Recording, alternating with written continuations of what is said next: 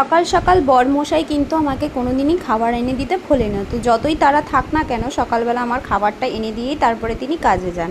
তো যাই হোক, সকাল সকাল খাবার নিয়ে বসে গেছি। বাবানকে সকালবেলা ছাতু দিয়ে দিয়েছিলাম, তা বাবান একটু ছাতু খেয়ে নিয়েছিল, তারপরে নিয়ে নিয়েছিল এই চিপসের প্যাকেট। তো বাচ্চাদের চিপস পেলে আর এসব চিপস কুরকুরে এগুলো তো কতটা ভালো লাগে জানোই তোমরা। তো সকাল সকাল এগুলো নিয়েই বসে গিয়েছিলাম। তো এইগুলো দেখো ঠাম্মা, মানে ঠাম্মাদের ভালোবাসা এটাকেই বলে। সেই আমার দেখো ফোটার মিষ্টি রেখে দিয়েছিল। তো ফোটাতে আমি মিষ্টি খাইনি বাড়িতে, তো পেটের জায়গা ছিল না, আমাকে আবার বলছে চাপা দিয়ে কিন্তু আমি যত্ন করে রেখে দিয়েছি তোমার জন্য, তুমি মিষ্টি খেতে ভালোবাসো, তো তুমি মিষ্টি খাওনি ওই জন্য তোমার জন্য। তো এইগুলোই হচ্ছে ভালোবাসা। ভালোবাসা পেতে গেলে অবশ্যই কিন্তু ভালোবাসা দিতে হয়, ভালোবাসা না দিলে কিন্তু কখনোই ভালোবাসা ফেরত পাবে না।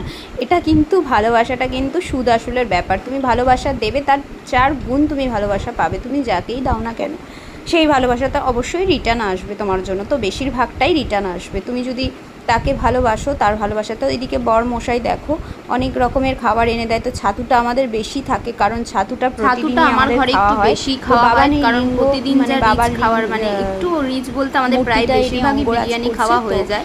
তো আমি আর আমার বাবা খুবই ভালোবাসি খেতে, এই কারণে একটু ছাতুটা খেয়ে সকালবেলা যতদিন ধরে বাবাকে নিয়ে আসে ততদিন ধরেই দিচ্ছে। তার আগেও বাবা যখন বাবান আমার দরকার পড়ে একটু প্রেশার হাই হয়ে যাচ্ছিল, ওই কারণে তো যাই হোক পুজোটা একটু দিয়ে দিলে অনেকটা কাজ আমার প্রতিদিনের আগে সকালবেলা কিন্তু আমি খাবারে ছিল নিজে দিয়ে দিচ্ছে। তো আমি একটু বন্ধ করে জানি আর একটুখানি কথা গর্ব করে বলতে পারি, বাবার আমি যতটুকুনি না জানি, মানে বাবাকে দেবতা সম্পর্কে আমার বাবান তার বাবার অঙ্গরাজ জানে আর ভালো মতন জানে।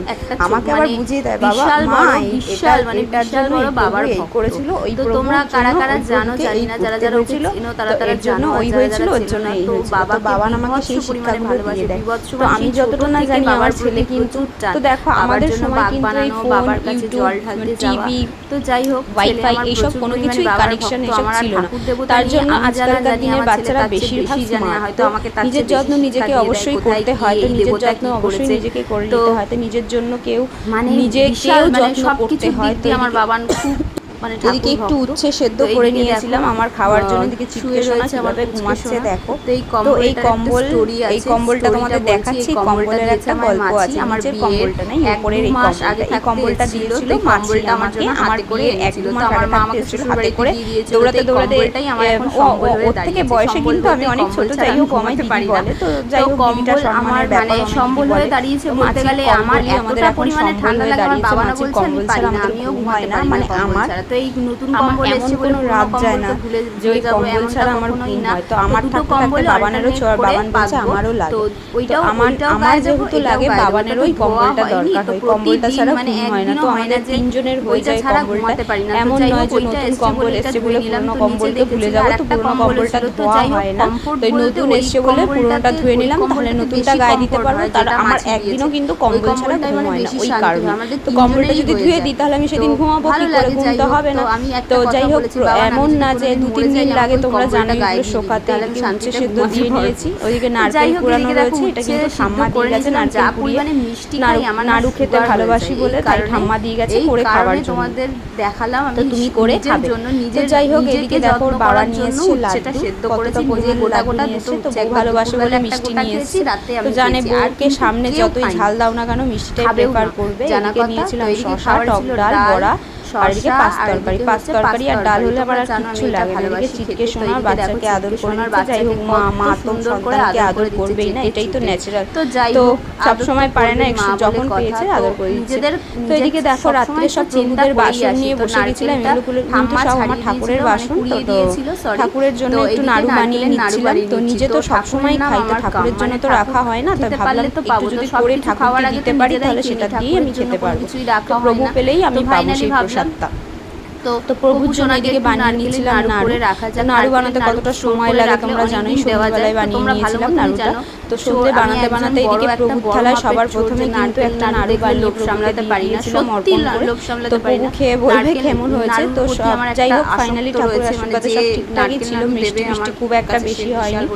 তো এদিকে দেখো আবার বাজি নিয়ে এসে কর্কমশাই বাড়িতে এত বাজি, তাও আবার ছেলে বায়না করেছে বলে এই বাজিটা এনে দিয়েছে। যাই হোক বাবা সে ছেলের জন্য বাজি। তো এইদিকে দেখো আমি 2 ধরনের নাড়ু করেছি, একটা হচ্ছে হালকা পাকের, একটা হচ্ছে কড়া পাকের। তো এই প্রভু পাতে সবার আগে নাড়ু দিয়েছিলাম, অবশ্যই ঠান্ডা করে দিয়েছিলাম, গরমটা দিই। নাড়ুটা খেতেও আমার তো এদিকে নাড়ুগুলো স্টোর করে রাখলে প্রভুর নাম আমার কাম, মানে প্রতিদিন একটা জল আর ট্যাবলেটের বদলে আমি হচ্ছে নাড়ু খাবো।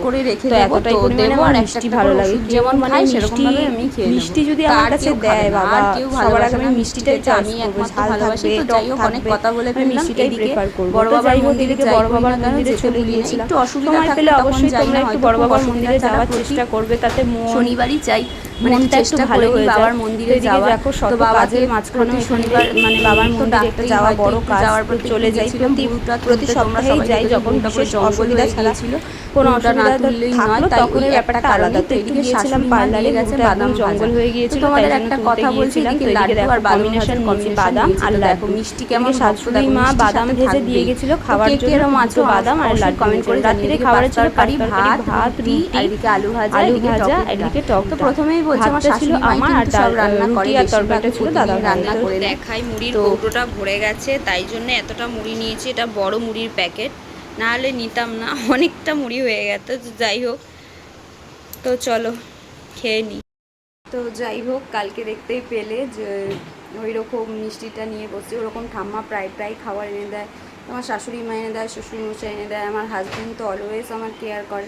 তো এইরকম মানে পরিবারের ভালোবাসা পেতে গেলেও না একটা ভাগ্যের দরকার হয়। তো যাই হোক, সেটা হয়তো আমার একটু ভগবানের আশীর্বাদে আছে, তো জানি না। যাই হোক, তো অবশ্যই ভালোবাসা পেতে গেলে আগেই বলেছি ভালোবাসা দিতে হয়, সবাইকে হয়তো ভালোবাসি বলেই ভালোবাসাটা পাই। তো ভিডিওটা আজকে এখানেই মানে শেষ করছি। তো কেমন লাগলো অবশ্যই জানিও কমেন্ট করে। তো অবশ্যই চ্যানেলটা সাবস্ক্রাইব করে দাও, সবাই মিলে তাড়াতাড়ি মানে আমার চ্যানেলটাকে বড় করে দাও, যাতে আমি অনেক কিছু করতে পারি। আমার অনেক কিছু আশা, অনেক কিছু স্বপ্ন আছে, যার জন্য আমার চ্যানেলটা খোলা। তো সেইগুলো আমি তোমাদের ভালোবাসাতেই পারবো একমাত্র। তো চলো, আজকে মতো সবাইকে টাটা।